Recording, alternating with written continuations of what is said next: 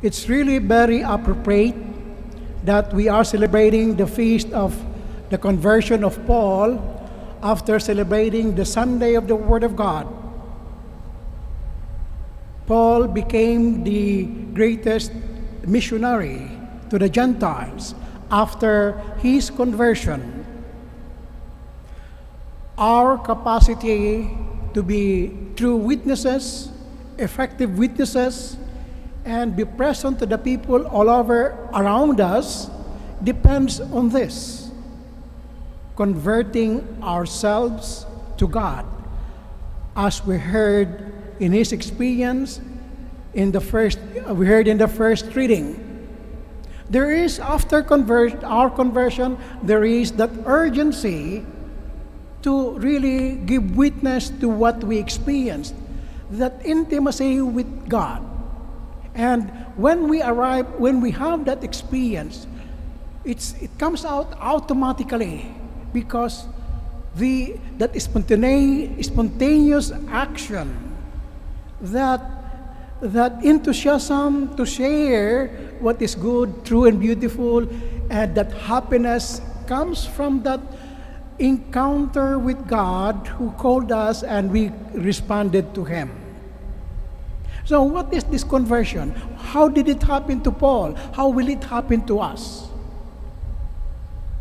In the book of Isaiah, there it says, "My word will not come back to me empty. It is like a rain.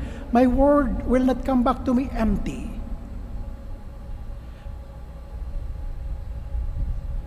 An intellectual wrote once, he said, "The function of language is not to inform, but to evoke." The Word of God is a communication from the Father through the Son, not only to inform, but to evoke our response. Paul responded to that word from the Father, and he got converted. How do we respond so that we can be converted and become effective missionaries, effective witnesses to the Word of God? First, we constantly have to listen. Listen, listen, listen. Then, try to understand what we are being attentive to. If we can't understand what the Word of God is, how the Word of God is being addressed to us, then we'll be just confused. After understanding that, then we make a discernment how the Word of God can be applicable to our lives, and after that, we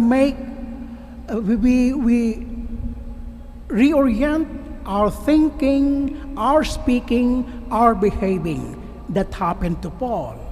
And it can also happen to us if we listen to the Word of God being addressed to us every day, and we have enough time to reflect and meditate on the Word, because the Word of God is effective. It's highly effective. It can change us. It can change our whole being like it changed Paul. So today, as we thank God for giving us St. Paul, for his being converted to become the missionary to the Gentiles, let us ask for that grace, that we get insight on how God is inviting us to be intimate with Him, and from that intimacy with the Father, live out the love that is being showered to us, so that we can share that with others through our compassion and mercy.